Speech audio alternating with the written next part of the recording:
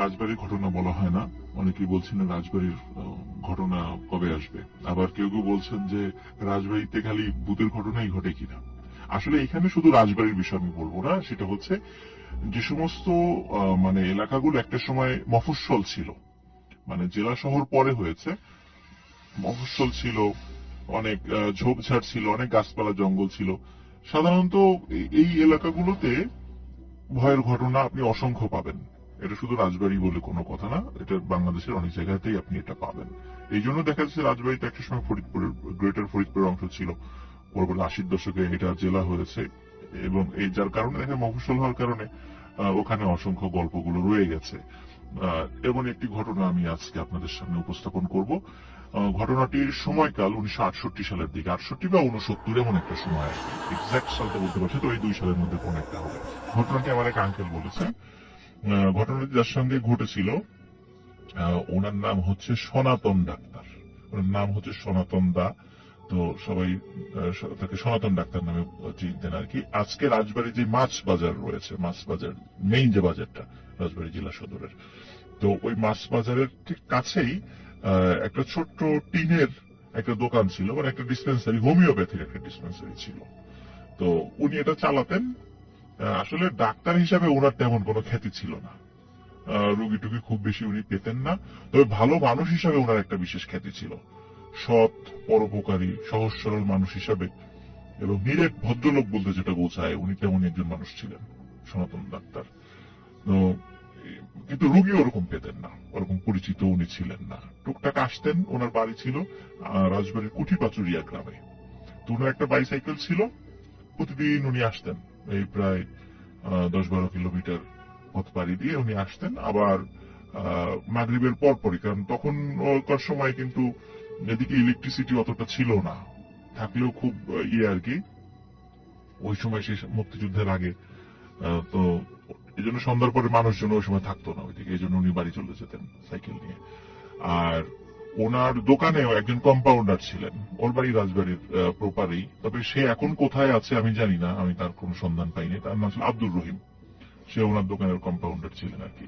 তো যেটা করতেন, সনাতন ডাক্তারের ওই দোকানের চাবি থাকতো দুইটা, তো উনি একটা চাবি নিয়ে চলে যেতেন, আর আব্দুর রহিম একটু পরে দোকান বন্ধ করতেন, যেহেতু তার বাসা কাছেই, এই জন্য সে ওই দোকানটা পরে বন্ধ করে সে বাড়িতে যেত। তো একবার কি হয়েছে, শীতকালের সময় তো ঠিক মাগরিবের একটু আগ দিয়ে একজন লোক এসেছে, যে সনাতন ডাক্তারকে বলতেছে, ডাক্তার সাহেব আমার বাড়িতে একটা রুগী আছে, চলেন, আপনাকে একটু যেতে হবে কষ্ট করে। তা এখন উনি চিন্তা করছেন আর কিছুক্ষণ পরে মাগরিবের আজান দিবে, এখন যাবো, আসতে কিছু কিছু দেরি হয়ে যায়। তো উনি আসলে ওরকম আগ্রহ নাই। ওই লোকটা বলতেছেন যে না না, আপনি চলেন, আমার বাসা কাছেই। যদিও ওই লোকটা কিন্তু চেনেন না, তবে চিন্তা করেন কাছে বাসা দিকে শুধু কতক্ষণ লাগবে, কই যেতে আধা ঘন্টা, আসতে আধা ঘন্টা। তো চিন্তা করুন আধা ঘন্টা দেরি, খুব বেশি দেরি না আর কি, আসতে পারবো। এখন ওনার সাথে মানে আর সাইকেল নেন নাই, উনি চিন্তা করছেন যে ওনার সাইকেলের এবার আজকে মানে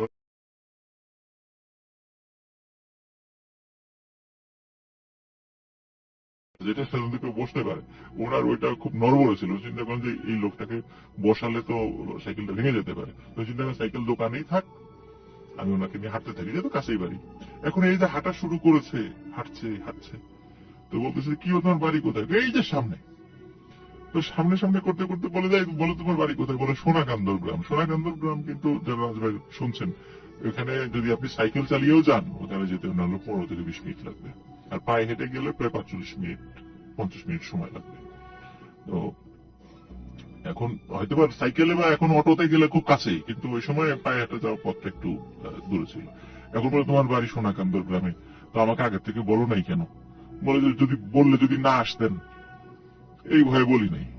তো যাই হোক, উনি ওই বাড়িতে যান, গিয়ে রুগী দেখেন, রুগী দেখে ফিরতে ফিরতে ওনার দেরি হয়ে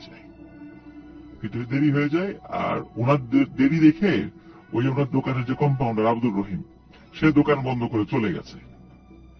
এখন উনি চিন্তা করছে, উনি এসে দেখেন দোকান বন্ধ। এখন ওনার সাইকেল তো দোকানের মধ্যে, এখন বাসায় যাবেন কিভাবে? তা উনি চিন্তা করেন কি আর করা, যেহেতু চলেই গেছে। তখনকার দিনে তো মোবাইল ফোন ছিল না, আর আব্দুর রহিমের বাড়ি আর একটা গ্রামে ছিল, এবং সেখানে গিয়ে তো চাবি আনা সম্ভব নয়, এমনিতে দেরি হলো। চিন্তা করেন ঠিক আছে হাঁটতে হাঁটতে চলে যাবো আজকে। তো উনি ওই চিন্তা করে হাঁটা শুরু করেন, ওখান থেকে হাঁটা শুরু করেন। তো আজকে আমি ওই রাসেল ভাই ওই যে লোকোশেডের যে গল্পটা আমি সাধারণত বলি, ওই লোকোশেড দিয়ে হাঁটা শুরু করছেন। কিন্তু মজার বিষয় হচ্ছে লোকোশেড কিন্তু তখন হন্টেড ছিল না। লোকোশেড হন্টেড হয়েছে 1971 সালের পরে, কারণ ওই জায়গাতে তো অনেক গণহত্যা হয়েছে, এখনো কিন্তু ওখানে বধ্যভূমি আছে। তো যার কারণে ওই ঘটনাটা 1971 সালের আগে, তো তখন ওই জায়গাটা হন্টেড ছিল না। যার কারণে উনি যখন লোকোশেড পার হয়ে দিকে চলে যাচ্ছেন, কোনো ঘটনা ওনার সাথে ঘটে নাই। আর আজকে যে রেল লাইনটা লোকোশেডের এদিক দিয়ে গোয়ালন্দ ঘাট পর্যন্ত চলে গেছে, তখন কিন্তু এই রেল লাইনটা ছিল না, রেল লাইনটা অন্য দিক দিয়ে ছিল, ওটা এমনি পায়ে হাঁটা পথ ছিল ওই দিক দিয়ে। উনি যাচ্ছেন ওদিক দিয়ে, একদম সোজা চলে গেলে ওনার বেশ ঘন্টাখানেক হাঁটলে ওনার বাড়ির কাছাকাছি উনি চলে যেতে পারেন, ঘন্টা 2-2.5 লাগে আর কি হেঁটে যেতে। উনি যাচ্ছেন যাচ্ছেন কিছুটা পথ পার হয়ে দাঁতশি বাজার নামে একটা জায়গা আছে, এটা রাজবাড়ির লোকজন অবশ্যই চিনে থাকবেন সেটা। তো দাঁতশি বাজারটা পার হয়ে উনি হাঁটা শুরু করেন, এই পর্যন্ত কোনো সমস্যা হয়নি। তো ওনার হাতে কিন্তু ভাইয়া একটা মানে টর্চ লাইট থাকতো সবসময়, যেহেতু উনি রাত্রে চলাফেরা করতেন, টর্চ লাইট থাকতো। তো টর্চ লাইট মানে জ্বালিয়ে উনি যাচ্ছেন। হঠাৎ ওনার মানে পথের সামনে মানে একটা মাঝারি আকৃতির একটা বিড়াল সামনে পড়ে, বিড়াল। তো বিড়ালটি ওনার পথ আগলে দাঁড়িয়ে আছে, বিড়ালটি সরে না, এবং উনি বিড়ালটিকে সাইড কেটে চলে যাওয়ার চেষ্টা করলো, বিড়ালটি আবার সামনে চলে আসে। তো উনি উনি রসুল ভাই উনি ডাক্তার মানুষ ছিলেন, তো বিজ্ঞান মনস্ক ছিলেন, উনি এসব জিন ভূত প্রেত এগুলো আবার বিশ্বাস করতেন না। আর ওনার সাথে কখনো কোনো ঘটনা ঘটেও নেই, স্বাভাবিকভাবে ওনার বিশ্বাস করার আসলে কথাও না, এরকম একটা মেন্টালিটি ওনার ছিল যে এগুলা সব মনের ভুল আর কি। বিড়াল যেহেতু সামনে এসেছে, তো উনি বিড়ালটিকে সরিয়ে দেওয়ার চেষ্টা করছিলেন, তো বিড়ালটি সরে না, উনি যেদিক দিয়ে যাওয়ার চেষ্টা করে বিড়ালটি বারবার পথ আগলে দাঁড়ানোর চেষ্টা করছে। তো একটা পর্যায়ে বিড়ালটিকে উনি মানে একটা লাঠি নিয়ে ধাওয়া করেন। তো বিড়ালটি একটু সাইডে সরে যায় ভয় পেয়ে, আবার উনি হাঁটা শুরু করেন। এরপরে বিড়ালটি কি ওনার পা জড়িয়ে ধরছে বারবার, কিছুতেই মানে যেতে দিতে যাচ্ছে না সামনের দিকে। তো উনি আরো বিরক্ত হয়ে মানে পা ঝাড়ি দিয়ে বিড়ালটিকে দূরে ফেলে দেন। এরপরে দেখেন বিড়ালটি হেঁটে কোন দিক জন্য চলে গেল, আর তাকে ওই বিড়ালটিকে দেখেনি। উনি সামনে হাঁটা শুরু করেন, এরকম 15-20 মিনিট হাঁটার পর হঠাৎ দেখে যে একজন মহিলা দূর থেকে দেখছেন, একজন মহিলা সামনে সাদা কাপড় দিয়ে কিছু একটা ঢেকে রেখেছে আর কান্নাকাটি করছে, নাকি সুরে কান্নাকাটি করছে। তো উনি যত কাছে যাচ্ছেন মানে ভয়াবহ রকমের দুর্গন্ধ ওনার নাকে আসছে, মানে এত দুর্গন্ধ যে শেষ পর্যন্ত নাকে মানে কাপড় দিয়ে সামনে গেছেন। যে বলছেন কি হয়েছে, আপনি কাঁদছেন কেন? তো উনি বলছেন যে আমার ছেলে মারা গেছে। তো বলছে ছেলে মারা গেছে, তো এটা কি আপনার ছেলে? হ্যাঁ ছেলে। কখন মারা গেছে? তো আজ সকালে মারা গেছে। তখন উনি বলছেন যে দেখি তো আপনার ছেলের লাশটা দেখি তো। ওই মহিলা ওই কাপড়টা সরান, তো দেখেন যে লাশটা মানে একটা পা ওই মাটিতেই আটকে গেছে, মানে কি বলবো মানে প্যারালাইজড হয়ে যাওয়ার মতো অবস্থা। তারপর উনি অনেক চেষ্টা করে কষ্ট করতে করতে করতে ব্রিজের উপর ওঠেন। ব্রিজে ওঠার পরে উনি যখন নামতে যাবেন, নামার পথটা তো রাসেল ভাই একটু ঢালু, নামতে যাওয়ার সময় উনি ওই হুমড়ি খেয়ে পড়ে যান সামনে। উনি যখন পড়ে যান, ওনার হাতে কিন্তু টর্চ লাইট ছিল, তখন হাতে টর্চ লাইটটা ধরা। তো উনি তখন সামনের থেকে যখন মাটির সাথে পড়ে গেছেন সামনে, উনি খেয়াল করছেন সামনে থেকে কি যেন একটা আসছে, দুইটা জিনিস। উনি চাঁদের আলোতে যতটুকু বুঝতে পেরেছেন বড় আকৃতির দুইটা কাকড়া। কিন্তু উনি যখন টর্চ লাইট জ্বালিয়েছেন তখন দেখে কবজি থেকে নিচে যে আমাদের মানে হাতের পাঞ্জা সহ 5 আঙ্গুল, যেটা এই আঙ্গুল 5 আঙ্গুল দিয়ে কি দুইটা হাত জাস্ট হাতের কবজি নিচের অংশ সামনের দিকে এগিয়ে আসছে। উনি টর্চ লাইট জ্বালিয়ে দেখেছেন, তখন উনি ভয় পেয়েছেন, কিরে এই হাত কিভাবে আসলো? হাতের কবজির নিচের অংশ আছে কিন্তু বডিটা নেই। তখন আর একটা বিষয় যে ওই যে লাশের যে একটা বিকট গন্ধ উনি পেয়েছিলেন না, ওই গন্ধ তো ক্রমশ ওনার কাছে আসছে। উনি তখন চিন্তা করেন যে আমি একটু আগে একটা লাশ দেখে আসছি, হাতের কবজি ছিল না, দুই হাতের 2 কবজির নিচের অংশ ছিল না। লাশটা ছিল মানে পচে যাওয়া লাশ, মানে খুব দুর্গন্ধ ছিল। মনে হচ্ছে যে ওই যে 2টা হাত এগিয়ে আসছে, ওই হাতের দেখে উনি দূর থেকে বুঝতে পেরেছেন যে এই হাতটা ঠিক ওই যে পচে যাওয়া হাতের মতো এবং খুব দুর্গন্ধ হচ্ছে। উনি ওই সময় হচ্ছে ভয় পান এবং উনি মানে সমস্ত শরীরে সমস্ত শক্তি সঞ্চয় করে উঠে দাঁড়ান। উঠে দাঁড়িয়ে মানে উনি যখন সামনের দিকে যাবেন, তো পিছন দিকে যাওয়ার সুযোগ নেই, সামনের দিকে ওনার বাড়ি, সামনের দিকে যাচ্ছেন, ওই হাতগুলো মানে বারবার ওনার সামনে এসে ওনার পথ আগলে দাঁড়াচ্ছেন। তারপরে যখন উনি ওই হাতকে ওভারটেক করে চলে যাওয়ার চেষ্টা করেছেন, তখন ওই 2টা হাত ওনার পা চেপে ধরেছিল। এরপর উনি মানে ওনার ধর্মের যে মন্ত্র আছে, শ্লোক আছে, সেগুলো উচ্চস্বরে পাঠ করতে থাকেন আর সৃষ্টিকর্তার নাম জপতে থাকেন। এটা করতে করতে উনি মানে সমস্ত শরীরের শক্তি দিয়ে উনি দৌড়ানো শুরু করেন। ওই হাত যে কোথায় গেছে, কি হয়েছে, উনি বলতে পারেন না। হ্যাঁ, আর ছিল না তার সাথে। কিছুদূর সামনে গিয়ে একটা মানুষের সাথে উনি ধাক্কা খান। তো ধাক্কা খান তখন ওই লোকটা বলে ওঠে, এই আপনি চোখে দেখেন না? তখন বলে, আরে রহিম, তুই এখানে কি করিস? বলে, ও দাদা, আপনি, আপনার দেরি দেখে আমি দোকান বন্ধ করে দিছি। তো চিন্তা করলাম যে আমার তো আবার আগামীকালকে একটা জরুরি কাজ আছে, দোকানে তো আসতে পারবো না। তো চিন্তা করলাম যে আপনার কাছে তো চাবি নাই, তো আপনার বাড়িতে এসে চাবিটা দিয়ে যাই। তো এই জন্য আমি আপনার বাসার আসার চেষ্টা করতেছিলাম, মানে আসছিলাম আর কি। তো তুই সাইকেল নিয়ে আসিস নাই কেন? হেঁটে হেঁটে আসছিস কেন? ও বলে যে আমি সাইকেল ভালো চালাইতে পারি না। এই কথাটা শুনে ওনার একটু অবাক লাগে, কিন্তু আব্দুর রহিম কিন্তু খুব ভালো সাইকেল চালাতে পারতো। কিন্তু ও বলছে যে আমি ভালো সাইকেল চালাতে পারি না। তো আচ্ছা ঠিক আছে, আসছি যখন, চল, এই যে একটু আগে এই ঘটনা ঘটছে।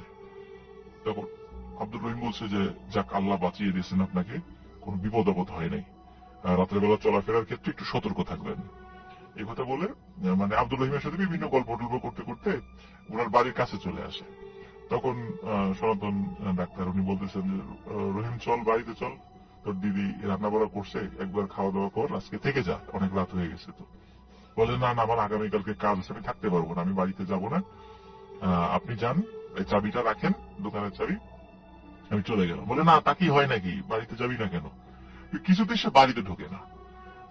এখন উনি চিন্তা করে যে এত রিকোয়েস্ট করলাম, যেতে চাচ্ছে না। উনিও একটু বিরক্ত হন, মন খারাপ করেন, এত রিকোয়েস্ট করে যাচ্ছে না। তো ঠিক আছে, তাকে বিদায় দিয়ে দেন, সেও চলে যায়। তো উনি বাড়িতে যান, যাওয়ার পরে ওনার স্ত্রীকে সব ঘটনা খুলে বলেন। খুলে বলার পরে যদিও ভয় পেয়েছিলেন, তারপরে ওই যে আব্দুর রহিম পথের একটা জায়গার সঙ্গ দিয়েছিলেন আর কি, ভয়টা অনেকটা কমে গিয়েছিল আর কি। খুব যে ভয় পেয়ে একদম জ্বর চলে আসছে, বিষয়টা এরকম না। পরের দিন উনি দোকানে গেছেন, ওনার যে ডিসপেন্সারি সেখানে গেছেন। যার পরে দেখে আব্দুর রহিম দোকান খুলে বসে আছে। কিরে আব্দুর রহিম, তুই না বললি যে কালকে মানে আজকে আসবি না? বলে যে আপনাকে আমি কখন বললাম আজকে আসবো না? আপনার সাথে তো আমার দেখাই হয়নি। তখন উনি বলে, কি বলিস দেখা হয় নাই? কালকে রাত্রে না তোর সাথে আমার ধাক্কা লাগলো, তারপর গল্প করতে করতে গেলাম, তুই আমাকে দোকানের চাবি দিলে, এই যে চাবি, এই যে আমি চাবি সাথে নিয়ে আসছি। বলে, আরে এই চাবি আপনি পেলেন কোথায়? আমি তো এই চাবি কালকে দোকানে রেখেই চলে গেছি, আপনার দেরি দেখে দোকান টোকান তালা মেরে চলে গেছি, চাবি তো দোকানের মধ্যেই ছিল। চাবি আপনি পেলেন কোথায়? চাবি তো আমি আপনাকে দেই নাই, আর আমি তো দোকান তালা মেরে আমি তো বাড়িতে চলে গেছি। তখন উনি চিন্তা করেন, তাহলে আমার ওই পথ, পুরো পথ সঙ্গ দিল কে? এইটার মানে রহস্য উনি আর উদ্ধার করতে পারেন নাই রাসেল ভাই। উনি স্বাধীনতার পূর্বেই, যখন মোটামুটি আমাদের দেশে একটু বিভিন্ন সমস্যার সৃষ্টি হয়, উনি ওই সময়ই মানে ওনার ওনার ফ্যামিলির অন্যান্য মেম্বার যারা, তারা নদিয়া অঞ্চলে থাকতেন। উনি ওই সময় ওনার জমি জমা বিক্রি করে দিয়ে চলে গিয়েছিলেন আর কি, আর ফেরত আসেন নাই কখনো। যার কারণে উনি এখনো বেঁচে আছেন কিনা আমরা জানি না। তবে একটা বিষয় রাসেল ভাই, আমি এই ঘটনার থেকে একটা বিষয় আমি মানে শিক্ষা পেয়েছি, বা আমি বুঝতে পেরেছি, আশা করি সেটাও বুঝতে পারবেন। সেটা হচ্ছে যে এই যে সনাতন ডাক্তার যিনি, উনি একজন খুবই পরোপকারী ভালো মানুষ ছিলেন। রাত্রেবেলা হয়তোবা চলার পথে উনি বিপদে পড়েছেন, কিন্তু দেখেন আব্দুর রহিম সেজে কোনো একজন তাকে হেল্প করেছে, হয়তো আল্লাহ তাকে পাঠিয়েছেন। তো যারা মানুষের উপকার করে, মানুষের কল্যাণ কামনা করে, তারা যদি কখনো বিপদে পড়েও, সে প্যারানর্মাল বিষয় হোক আর যেটাই হোক, সে যে ধর্মের লোকই হোক, আল্লাহ তাআলা অবশ্যই তাকে সাহায্য করবেন। যেভাবে সাহায্য করা প্রয়োজন, আল্লাহ তাআলা অবশ্যই তাকে সাহায্য করবেন।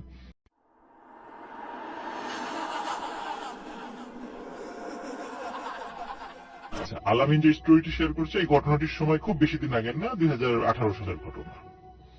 এটি 4 বন্ধুকে কেন্দ্র করে। এটি ওই নড়াইল জেলার লোহাগাড়া উপজেলার লাহুরিয়া ইউনিয়নের একটা জায়গা আছে, এটাকে পশ্চিম পাড়া বলে আর কি, পশ্চিম পাড়া। তো এই পশ্চিম পাড়ায় 4 বন্ধু আছে। একজনের নাম হৃদয়, রমজান, রিয়াজ এবং তাজরুল। তো হৃদয় মাদ্রাসায় লেখাপড়া করত, রমজান এবং রিয়াজ স্কুলে পড়তো, আর তাজরুল লেখাপড়া ছেড়ে দিয়েছিল। তার ওই চাচার একটা ডেকোরেটরের দোকান ছিল, সেই ডেকোরেটর দোকানে কাজে ঢুকে যায়। গ্রামের বিভিন্ন প্রোগ্রাম গুলোতে, বিয়ে শাদী আর বিভিন্ন প্রোগ্রাম গুলোতে যে ডেকোরেটর কাজগুলো, অ্যারেঞ্জমেন্ট গুলো, সেগুলো তাজরুল করে থাকতো। তো লেখাপড়া সে ছেড়ে দিল। এই 4 জন বন্ধু সবসময় একসাথে চলাফেরা করতো। তারপরে বিভিন্ন কালচারাল প্রোগ্রাম গুলোতে একসাথে তারা দেখতে যেত, খেলাধুলা একসাথে করতো, মানে সবসময়। আর বাসাও তো একদম পাশাপাশি ছিল, এজন্য সবসময় তারা একসাথে উঠা বসা, আর বয়সও সেম। তো যে ঘটনাটি মানে সূত্রপাত যেটা ঘটে, সেটা হচ্ছে শীতকালে, 2018 সালের শীতকালে। আমরা জানি যে শীতকালগুলোতে সাধারণত আমাদের গ্রামগঞ্জে উন্মুক্ত যে কালচারাল প্রোগ্রাম গুলো, ধর্মীয় প্রোগ্রাম বলেন বা অন্যান্য প্রোগ্রাম বলেন, উন্মুক্ত যেগুলো ওপেন জায়গাগুলোতে হয়, সেগুলো শীতকালে হয়ে থাকে, ঝড় বৃষ্টি যেহেতু থাকে না। তো ওই সময় ওয়াজ মাহফিল গুলা কিন্তু বেশি হয় আমাদের দেশে শীতকালে। তো এরা আবার ওয়াজ মাহফিলে মাঝে মাঝে যাওয়ার চেষ্টা করতো। তো এমনই অনেকদিন ধরে চলে আসা একটা ওয়াজ মাহফিল, এটার যে নামটা সেটা হচ্ছে যে আরাজি মন্ডল কাজী মাহফিল নামে সেটা পরিচিত। হয়তো ওই গ্রামের যারা আছেন মানে তারা হয়তো বা শুনে থাকবেন। আমি যেহেতু যাই নাই, আমি ঠিক বলতে পারছি না আর কি। অনেক আর এই যে স্টোরিটা আমি শেয়ার করতে যাচ্ছি, এখানে অনেকগুলো গ্রামের নাম চলে আসবে আর কি, অনেক প্লেস গুলোর নাম চলে আসবে। তো যার কারণে এটা আমার মেমোরাইজ করতে একটু মানে কষ্ট হয়েছিল রাসেল ভাই। যাই হোক, তো আরাজি মন্ডল কাজীর যে মাহফিলটা, এই মাহফিলে তারা যাওয়ার জন্য মনস্থির করেন। তো নির্দিষ্ট দিন রাত 8টার দিকে তারা বাসা থেকে বের হন। তো বের হওয়ার পরে এই 4 জনই আলোচনা করে যে আচ্ছা, কামারপাড়া নামে আর একটা জায়গা আছে, ওইখানে গ্রাম আছে আর কি। তো বললো যে কামারপাড়াও তো একটা মাহফিল আছে, তাহলে কোনটাই যাব। তখন ওরা চিন্তা করে যে কামারপাড়া মাহফিলের সাথে সেখানে ওই যে ইসলামিক সঙ্গীত অনুষ্ঠানও ছিল। তো ওরা যেহেতু একটু কালচারাল মাইন্ডেড ছিল, ওরা চিন্তা করলো ঠিক আছে, তাহলে মাহফিলও শুনলাম, ইসলামিক গানও শুনলাম, ওখানে একজন নাম করা ইসলামিক সঙ্গীত শিল্পীও আসবেন, তাকেও দেখলাম, 2 কাজই হলো আর কি একসাথে। তো ওরা চিন্তা করে তাহলে ওই আরাজি কাজী মন্ডলের মাহফিলটা বাদ আমরা কামারপাড়া মাহফিলে যাব। আর কামারপাড়া মাহফিলের ওইখানে কামারপাড়া যাওয়ার জন্য মানে যে গ্রামের মধ্য যে পথ, সেটা প্রায় 1.5 ঘন্টা লাগে হেঁটে যেতে রাসেল ভাই, 1.5 ঘন্টার মতো সময় লাগে। ওরা রওনা দেয়। হঠাৎ করে তাজরুল ওই হৃদয়, রমজান এবং রিয়াজকে বলে যে আচ্ছা, আমরা এত পথ হাঁটবো কেন, আমার একটা শর্টকাট রাস্তা জানা আছে, সেটা হলো এই ইসামতি বিলের মধ্য দিয়ে যদি আমরা যাই, 20 থেকে 25 মিনিটের মধ্যে আমরা কামারপাড়ার কাছে চলে যেতে পারবো। তো আমরা এদিক দিয়ে চলে যাই। এখন ওনারা বলে আসলেই তো তাই, আমরা 1.5 ঘন্টা হাঁটবো কেন, আমরা একটু তাড়াতাড়ি চলে যাই সেখানে। তো যেই চিন্তা সেই কাজ। তাজরুলের নির্দেশনায় ওরা ইছামতি বিলের মধ্য দিয়ে হাঁটা শুরু করেন। আর শীতকালে তো আসলে বিলগুলোতে পানি থাকে না, তখন বিলগুলোতে কিন্তু রাসেল ভাই ধান চাষ হয়। তো সেখানে পুরো বিলে ধান চাষ হয়েছে। আর ক্ষেতের মাঝখান দিয়ে আমরা যেটাকে আইল বলি, এই আইলের উপর দিয়ে হেঁটে যাওয়া যায় আর কি। তো ওরা আস্তে আস্তে হেঁটে হেঁটে যাচ্ছে। অনেক পথ, অনেক পথ বলতে মোটামুটি 15 মিনিট হাঁটার পরে, মানে ওদের পথ খুব আর বেশি দূরে নয় আর কি। হাঁটার পরে ওই বিশেষ করে এই 4 বন্ধুর মধ্যে রমজান এবং তাজরুল, এদের এই 2 জনের আবার মাঝে মাঝে একটু সিগারেট খাওয়ার অভ্যাস ছিল। আর হৃদয় এবং রিয়াজ, এদের আবার সিগারেট খাওয়ার অভ্যাস ছিল না। তো রমজান এবং তাজরুল ওরা বলছে যে সিগারেট, একটা সিগারেট খেতে ইচ্ছা করছে। তখন অন্যরা বলছে যে এই বিলের মধ্যে সিগারেট মানে ধরাবা কই। মেস তো নাই সাথে। তখন ওই যে রাসেল ভাই ওই বিলের মধ্যে কিন্তু ওই যে মানে সেচ কাজ করার জন্য ওই যে জায়গাতে মেশিনটা বসানো হয়, আমরা গ্রামে বলি সেচ মেশিন, স্যালো মেশিনও বলে আর কি। তো ওই সেচ মেশিন যেখানে বসানো হয়, ওই সেচ মেশিনের জন্য কিন্তু একটা ছোট্ট ঘর করা হয়, একটা অস্থায়ী ঘর, এবং ওই ঘরের মধ্যে একটা মাচা পেতে যে এই মেশিনের দায়িত্বে থাকে সে থাকে আর কি। তো বিলের মধ্যে এই সেচ মেশিন গুলো তখন ওই এখন কোনোটায় ইলেকট্রিসিটি মানে সংযোগ আছে, আর যেহেতু বড় বিল ওখানে ইলেকট্রিসিটির খাম্বা ছিল না, ওটা কি ওই যে তেলে চলতো আর কি। এই জন্য ওখানে কিন্তু ওই ঘরগুলোতে কোনো বৈদ্যুতিক বাল্ব থাকতো না, এমনি হয়তো বা হারিকেন বা ল্যাম্প জ্বালাতো আর কি। তো ওরা দেখে যে ওই একটা অস্থায়ী ঘর, যেটা ওইরকম সেচের জন্য যে অস্থায়ী ঘর আছে, দূরে একটা ঘর দেখা যাচ্ছে, কিন্তু ওই ঘরের মধ্যে আলো। তো তাজরুল বলছে যে ওই যে একটা ঘর আছে, চলো আমরা ওখানে যাই, নিশ্চয়ই ওখানে লোক আছে, যেহেতু আলো জ্বলছে লোক আছে। আর আলো মানে হচ্ছে সেখানে তো অবশ্যই কোনো কুপি বা হারিকেন বা কিছু একটা জ্বালানো থাকে, উনি তো এত দ্রুত চলতে পারেন না, উনি স্ক্র্যাচে করে চলেন। আর এই আইলের উপর দিয়ে আমরা দুই পা দিয়ে হাঁটতে কষ্ট হয়, তো উনি স্ক্র্যাচে ভর করে এত তাড়াতাড়ি কোথায় চলে গেলেন। তো ওরা বুঝতে পারে যে ওরা একটা বিপদে পড়ে গেছে, বড় ধরনের একটা বিপদ। তখন ওরা চিন্তা করে যে আমাদেরকে দ্রুত ওই কামারপাড়া চলে যেতে হবে যেখানে মাহফিল। ওরা বলে আমরা তো কাছাকাছি আছি, ওরা হাঁটা শুরু করে। তো হাঁটতে হাঁটতে রাসেল ভাই ওরা একটা অদ্ভুত জায়গায় নিজেদেরকে আবিষ্কার করে। দেখে যে ওরা হাঁটতে হাঁটতে একটা উঁচু ঢিবির মতো একটা বিশাল জায়গায় চলে আসছে, এবং সেখানে মানে খুব ঘন কাশবন। ওরা বলে কি ব্যাপার, আমরা এখানে চলে আসলাম কেন কাশবন, এবং কাশবনের মধ্যে ওরা 4 জন হারিয়ে যায়। কিন্তু হারালেও যেহেতু ওরা ওখানেই ছিল, ওরা চিৎকার চেঁচামেচি করে নাম ধরে ডাকতে ডাকতে ওরা নিজেদেরকে আবার একত্র করে। কাশবনে রাসেল ভাই ওরা যখন আসে, তখন ওরা নিজেদেরকে আবিষ্কার করে এটা আসলে শুধু একটা উঁচু ঢিবি বা কাশবনের একটা ঢিবি না, এটা হচ্ছে একটা শ্মশান। সেটা হচ্ছে যখন মানে বর্ষাকাল থাকে, তখন ওই অত্র এলাকার যারা সনাতন ধর্মাবলম্বী যারা আছেন, তাদের মধ্যে কেউ মারা গেলে তখন তো আর ওই লাশ পোড়ানোর জন্য মানে যে অ্যারেঞ্জমেন্ট গুলো নিচু জায়গায় বর্ষাকালে এটা তো সম্ভব নয়। তখন তারা কি করতো, ওই উঁচু জায়গায় নিয়ে আসতো, ওই বিলের মধ্যে ওই জায়গাটা উঁচু ছিল, তো ওখানে লাশ নিয়ে এসে ওখানে মানে লাশ পোড়াতো আর কি। তো ওইখানে ওরা দেখে যে এরকম বিভিন্ন ওই কাঠ কয়লা পড়ে আছে বিভিন্ন জায়গায়, ছড়িয়ে ছিটিয়ে আছে বিভিন্ন জায়গায়। ওরা বুঝতে পারে যে এটা তো শ্মশান, এবং আগে থেকেই তো ওরা শুনেছিল, রাত্রেবেলা বুঝতে পারে নাই সেটা, ওরা ওখানে চলে এসেছে। দ্রুত ওরা 4 জন সেখান থেকে নেমে আবার অন্যদিকে হাঁটা শুরু করে। 15 থেকে 20 মিনিটের মাথায় ওরা আবার নিজেদেরকে আবিষ্কার করে আবার ঠিক ওখানে চলে আসছে। ওরা বলে যে কি ব্যাপার, আমরা আবার এখানে কিভাবে চলে আসলাম। ওরা আবার সেখান থেকে নেমে যায়, নেমে আবার হাঁটা শুরু করে। আবারও রাসেল ভাই পরপর 3 বার একই ঘটনা ঘটে, ওরা বারবার ওই শ্মশানের ওই ঢিবির ওইখানে চলে আসছিল। হৃদয় যেহেতু মাদ্রাসায় লেখাপড়া করত, ও তখন উচ্চ স্বরে কোরআন তেলাওয়াত করতে থাকে। ও বুঝতে পারে যে আমরা আজকে আমাদের হয়তো বড় ধরনের কোনো ক্ষতি হয়ে যাবে। উচ্চ স্বরে কোরআন তেলাওয়াত করতে করতে ওইখান থেকে নেমে আসে 4 জনই, মানে হৃদয় কোরআন তেলাওয়াত করে, অন্য 4 জন 3 জন সাথে থেকে নেমে আসে। তখন রাসেল ভাই আর ওরা ব্যাক করে ওই জায়গায় ওই গোলকধাঁধায় পড়ে ফেরত আসেনি।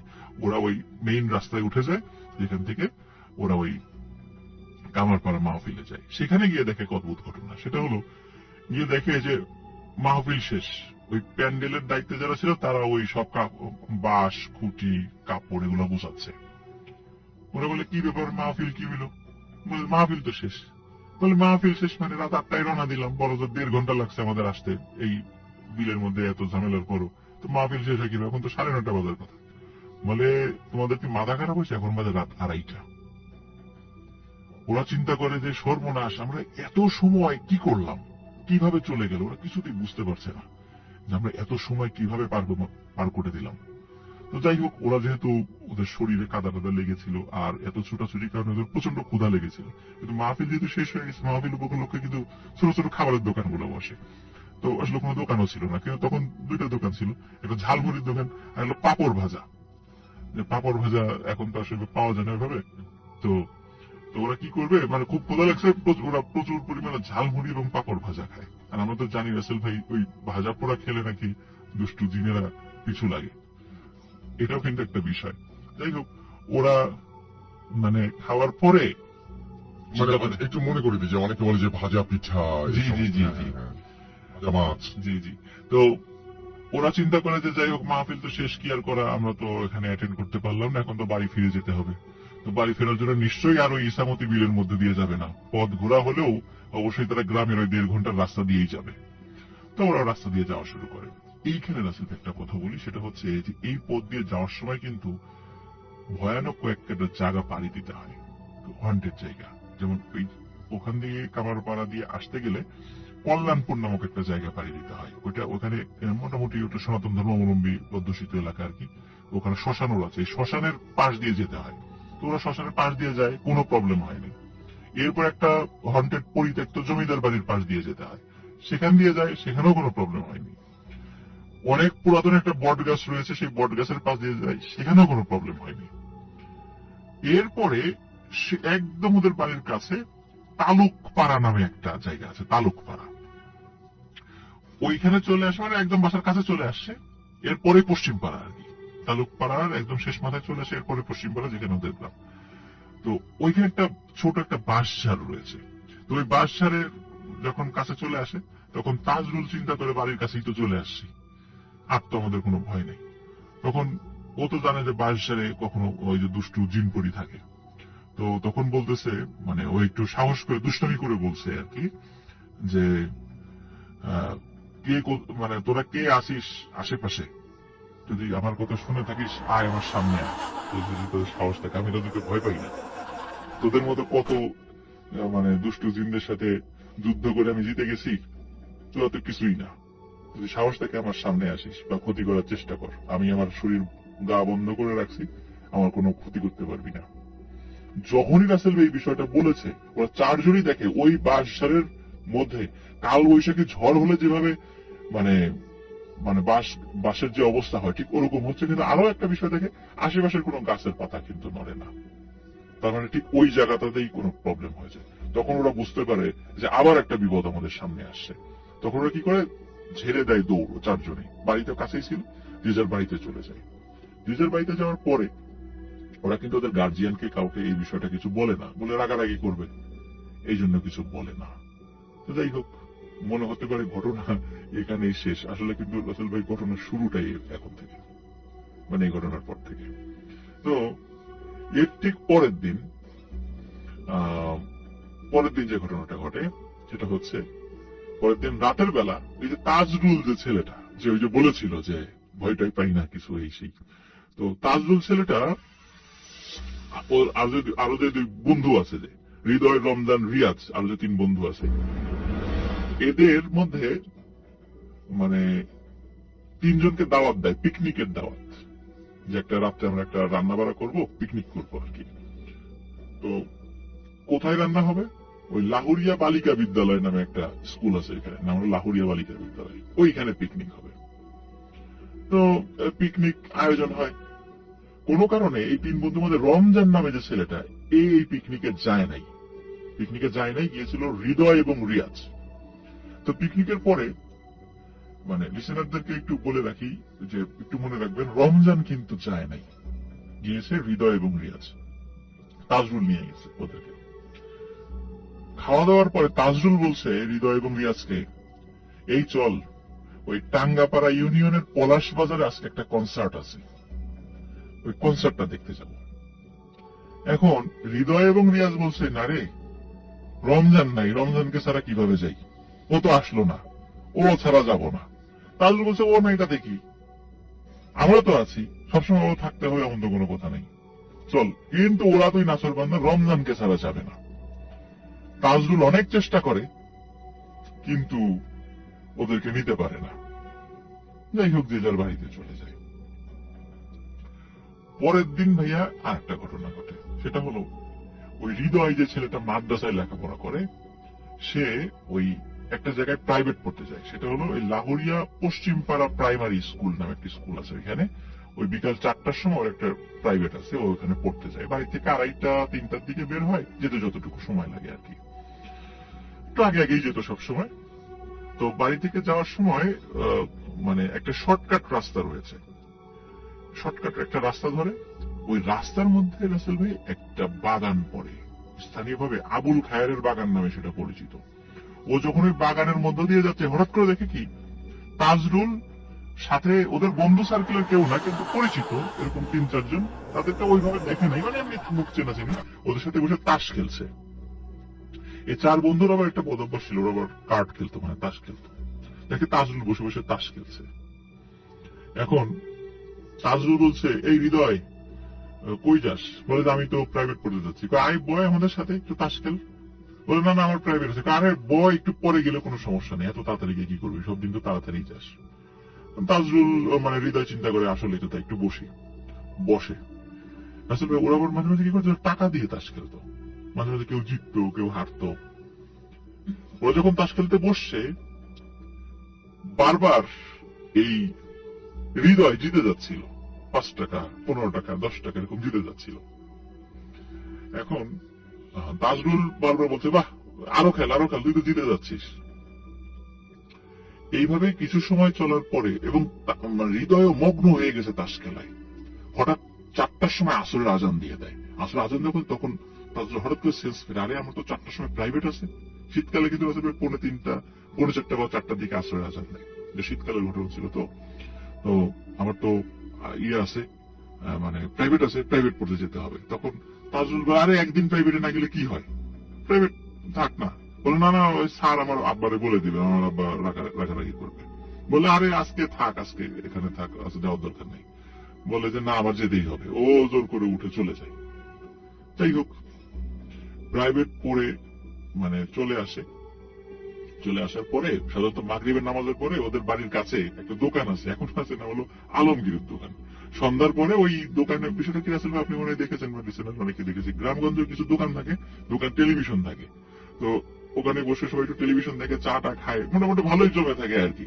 আর ওই দোকানে একটা ক্যারাম বোর্ড ছিল, ওই ইয়াং ছেলেপেলে সে ক্যারাম বোর্ড খেলতো, মোটামুটি ভালোই জমজমাট ছিল আলমগীরের দোকান। ওরাও কি করতো, মাগরিবের নামাজের পরে ওখানে আসতো, গল্প গুজব করে এসে রাত দিয়ে সবাই বাসায় চলে যেত।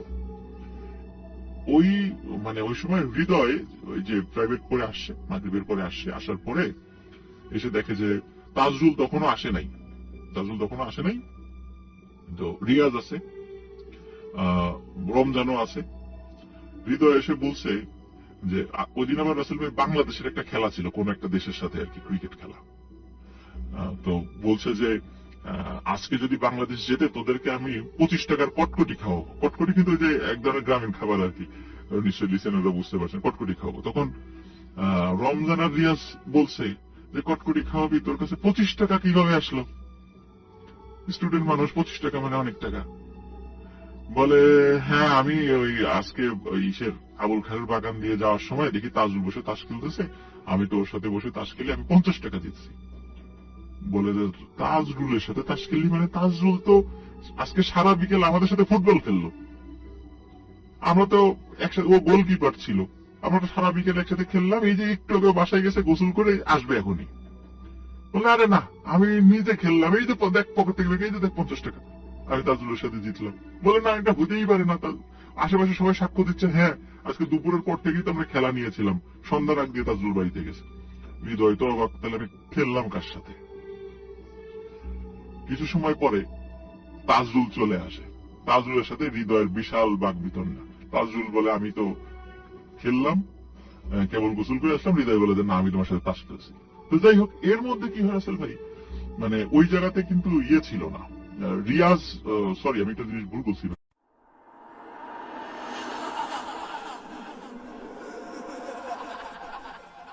তো যাই হোক, মূল ঘটনাতে চলে যাই। ঘটনাটি ঘটে কুষ্টিয়া জেলার জগৎ স্টেশনে। ওই সময়ে কুষ্টিয়া তো ছিল না, ওই সময় এই অঞ্চলটা নদিয়া অঞ্চলের মধ্যে ছিল আর কি। তো আমাদের এই বাংলাদেশে, এই বাংলা ভূখণ্ডে প্রথম যেই রেল স্টেশন হয়েছিল এটি হচ্ছে জগৎ স্টেশন। আপনারা যদি জগৎ স্টেশনে যান, দেখবেন বহু পুরাতন স্থাপনা, এটা কিন্তু সেই ব্রিটিশ পিরিয়ডের। তো কলকাতা থেকে দর্শনা হয়ে জগতী পর্যন্ত ট্রেন আসতো, অনেক মালামাল আসতো, খুবই ব্যস্ততম একটি স্টেশন ছিল। এখন তো জগৎ স্টেশনে গেলে আপনারা বুঝতেই পারবেন না একটা সময় এরকম ব্যস্ততম একটা জায়গা ছিল এখানে। এখন গেলেই মনে হবে একটা ভুতুরে স্টেশন। যাই হোক, ওই স্টেশনে একজন চতুর্থ শ্রেণীর কর্মচারী ছিল, তার নাম হচ্ছে ফিরোজ মিয়া। তো ফিরোজ মিয়া মূলত খালাসির কাজ করত। খালাসি, ওয়েম্যান তো বুঝতে পারছেন যে ওই রেল লাইনের উপরে পাথর টাথর যেগুলো আছে আর কি, এই পাথরগুলো যেন ঠিকঠাক থাকে, প্রতিনিয়ত সেগুলো পরিচর্যা করা, যেখানে পাথর গ্যাপ পড়ে যায় সেই জায়গাটা আবার ফিল আপ করা, নাটগুলো ঠিকঠাক আছে কিনা, ঢিল হয়ে গেছে কিনা, ঢিল হয়ে গেলে সেগুলো টাইট দেয়, এগুলো মূলত ওয়েম্যানদের কাজ আর কি। তো উনি খালাসির কাজও করতো, ওয়েম্যানের কাজও করতো। ওই সময় তো লোকবল তো ছিল না আসলে। তো একদিন মোটামুটি সময় হবে আনুমানিক সকাল 11টা কি 11:30 এরকম আর কি, এক্সাক্ট সময় বলা মুশকিল, তবে এরকম জোহরের আগে এরকম একটা তথ্য শোনা গিয়েছিল আর কি, যে জোহরের আগ দিয়ে হবে। তো ধরে নিয়েছি হয়তো বা 11টা, 11:30 বা 12টা এরকম সময় হতে পারে। তো ওই সময় একটা ট্রেন আসছিল দর্শনা হয়ে। তো ওই সময়ে বেশ কিছু মানুষ দেখতে পাচ্ছে যে একজন মহিলা রেল লাইনের উপর উঠে গেছে। সে ঘোমটা পরা ছিল, কোলে একটা বাচ্চা ছিল। তো দূর থেকে মানুষজন বলছে, এই সরো সরো সরো, গাড়ি আসছে। কিন্তু ওই মহিলা ঘোমটা দেওয়া ছিল, আসলে উনি দেখতে পেয়েছিলেন কি পাননি এটা আসলে বলা খুব মুশকিল। আর উনি কি ইচ্ছা করেই আবার রেল লাইনের উপর চলে এসেছিলেন কিনা এটাও বলা যায় না। মানে এই বিষয়ে কোনো তথ্যই পাওয়া